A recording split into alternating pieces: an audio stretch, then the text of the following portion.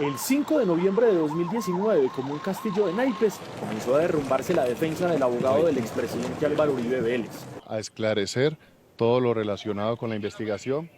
Ese día, durante 8 horas, compareció ante la Fiscalía su abogado Diego Javier Cadena. Su interrogatorio, conocido por Noticias Caracol, lejos estuvo de aclarar las sospechas que lo rondan. Al contrario, su versión fue un mar de contradicciones, justificaciones a contracorriente de la lógica, un largo etcétera de excusas a la justicia y la constatación de sus malas actuaciones en las cárceles del país, buscando testigos o fabricando declaraciones para exculpar a su cliente. Yo reconozco, lo reconozco, que se cometieron errores, imprudencias, pero en ningún momento aquí se sobornó una persona. Entonces, como es el fiscal de caso, le presento disculpas a mis actuaciones que no fueron de pronto, créame que esto me deja una gran experiencia. Experiencia que hoy va en una detención domiciliaria, tal como le ocurrió al expresidente Uribe Vélez. Lo primero que le preguntó el fiscal Daniel Hernández al abogado Cadena fue cómo se volvió defensor de Álvaro Uribe. Cadena relató que en una cárcel de Miami el narcotraficante Ramón Quintero le dijo que tenía información que podía favorecer a su hermano Santiago Uribe Vélez, procesado por sus presuntos nexos con el paramilitarismo. Con ese testimonio, Cadena buscó a Uribe Vélez en febrero de 2017. Ese día logro entrevistarme con el doctor Uribe en su casa. Él estaba operado de la próstata, incluso tengo una foto, él tenía un bastón. Le estoy diciendo lo que se dice en la cárcel de Miami y me dice, esa información yo ya la había escuchado, me interesa mucho ayudar a mi hermano porque él es un testigo importante. Y me cuenta, doctor Diego, ¿cómo le parece que yo recibo tanta información? Y me da pena decirlo, pero el doctor Leonardo no hace nada por ayudarme a esclarecer esto. Usted se le mide a ayudarme, yo presidente, yo le ofrezco mis servicios, yo tengo un equipo de abogados. Así empezaron su relación, pero el senador Uribe solo le formalizó el poder como abogado 14 meses después, es decir, en abril de 2018. Para ese momento ya Cadena había realizado casi todas las gestiones irregulares que hoy se le reprochan, especialmente con 2 testigos claves, Juan Guillermo Monsalve y Carlos Enrique Vélez alias Víctor. Ambos, confesos exparamilitares, le han dicho a la justicia que Cadena les ofreció dinero y prebendas si se retractaban de sus acusaciones. En ese momento, el fiscal Hernández le pidió a Cadena que le explicara caso por caso. Voy a contarle el capítulo de Carlos Enrique Vélez que fue en el 2017, doctor Daniel. Según Cadena, se enteró de que Vélez tenía información para enlodar al senador Iván Cepeda y por eso fue a visitarlo el 18 de julio de 2017 a la cárcel de Palmira. De acuerdo con su relato, Carlos Enrique Vélez le contó de supuestas actuaciones irregulares de Iván Cepeda en el pasado. Cadena le pidió que le denunciara eso por escrito, pero según dijo, el testigo escribía muy despacio y este le propuso a Cadena que escribiera su relato a mano y que él se lo firmaba. El fiscal Daniel Hernández reprochó al abogado Cadena por lo que hizo. Doctor, basado en su experiencia, ¿usted me pareció esto supremamente responsable? Doctor Daniel, lo hablé de buena fe, seguramente sí hubo un error y mire lo que estoy haciendo. Le acepto la buena fe porque es un principio que nos rige absolutamente a todos. Pero usted es abogado y es penalista y lleva años en esto.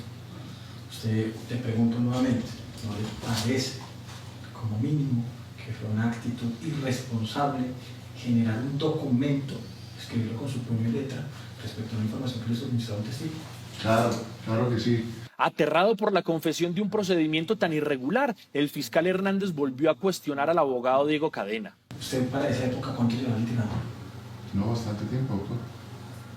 ¿Y las reglas de la experiencia usted no le indicaban que realmente lo que usted hizo es increíble, es poco creíble que un abogado se ponga a hacer un documento para un testigo? O sea, realmente yo acá es que no tengo cómo creerlo.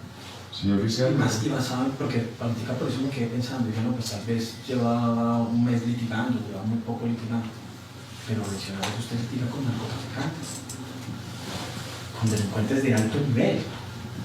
Los delincuentes, por regla general, mienten. Doctor, está bien y hubo un error, no hubo mala fe. Cadena insistió en que a pesar de haber elaborado ese testimonio, consignó en ese documento lo que le narró alias Víctor. La fiscalía no creyó esa explicación. Ese fue apenas el primer tropezón de Cadena en esa diligencia. Después vendrían más. Por ejemplo, cuando contó que comenzó a darle dinero a alias Víctor a través de su socio Juan José Salazar, también investigado. Según Cadena, lo hizo porque Víctor le pidió recursos para ubicar a otros exparamilitares que podrían declarar contra Cepeda y porque tenía una situación económica muy difícil. Cadena refirió ese dinero como ayuda humanitaria. Para la fiscalía fue un soborno. Yo no he sobornado a nadie, doctor Daniel. El abogado Cadena relató que después alias Víctor empezó a extorsionarlos. Según él, les pidió 60 millones de pesos a cambio de no involucrar al expresidente Uribe en una masacre ocurrida en Río Sucio, Caldas. La supuesta extorsión, con amenaza incluida, se la hizo Víctor al abogado Salazar el 3 de agosto de 2018. De acuerdo con Cadena, se optó por ir a una notaría a dejar constancia de esa extorsión y esa amenaza. El fiscal Daniel Hernández volvió a criticar a Cadena. No, doctor Cadena, sí, discúlpeme, pero eso aún es más increíble. Usted, abogado, el otro señor, abogado, y toma como opción generar una declaración ante la notaría respecto a una clara extorsión. La persona que la amenaza tiene dos opciones: o se queda callado y no la cuenta o la denuncia. Pero se lo contó a usted. Una persona los estaba extorsionando para vincular dentro de una masacre al expresidente Álvaro Uribe Vélez y a su hermano o a su familia. ¿Y a ustedes les pareció que la solución era generar una declaración en una notaría? Las notarías simplemente son dadoras de fe, no más. El fiscal Hernández fue directo al decirle a Cadena que esa explicación no tenía sentido porque además omitió el deber de denuncia. Cadena se defendió así. Doctor Daniel, el miedo del doctor Salazar era un miedo absoluto. Yo quiero que usted... ¿Y el suyo? Yo a Salazar le preguntaré en su momento, ¿el suyo? ¿Por? Tiene un deber. No quería poner en riesgo este abogado, Si doctor no se Daniel. denunciaba a usted. Le estaba muy asustado. Hoy día me arrepiento enormemente de no haberlo denunciado ese día. Descompuesto por estos reproches, el abogado Cadena añadió: Si yo supiera que esto iba a llegar a esta instancia, yo lo hubiera hecho por encima de cualquier ¿A otra qué cosa. instancia podría haber llegado doctor Cadena? Entonces, por eso digo que es que no es creíble. Entiendan que es poco creíble. Yo entiendo también su regaño, llamémoslo así, usted es el fiscal y debo respetarlo, pero quiero que entienda mi posición. Un pelado joven y me insistía, me llamó la mamá y me llamó el papá, me dijo: Juan José nos dice que donde lo denuncie ese tipo lo va a matar. Y reconozco el error hoy día. En ese punto, el fiscal Hernández le preguntó a Cadena por qué había puesto a un abogado tan joven e inexperto como Juan José Salazar en el proceso judicial más importante del país. Su respuesta también fue gaseosa. Quise darle la oportunidad, dijo. El fiscal insistió: ¿por qué si Salazar tenía tanto miedo siguió teniendo contacto con alias Víctor? Cadena se enredó aún más y trató de justificar sus errores diciendo que mantuvo una trazabilidad de todos los pagos que se le hicieron a alias Víctor. Pues eso acredita que yo no he sobornado a nadie, doctor Daniel. Habrán habido errores, los reconozco, le presento disculpas a usted como fiscal del caso, a la justicia, pero créame, doctor Daniel, que nunca ha habido mala fe.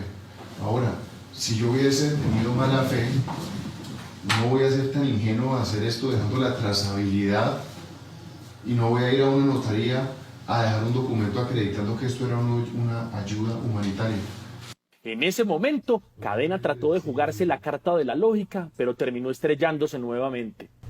Yo no creo que un tipo como él se vaya a dejar sobornar con 4 o 5 millones de pesos. O 2 millones de una ayuda humanitaria. No, este tipo tenía otras intenciones. No, doctor, yo he visto fiscales vender su función por $1,5 millones de pesos. Tampoco lo creía. Bueno, ahí sí me desarmó.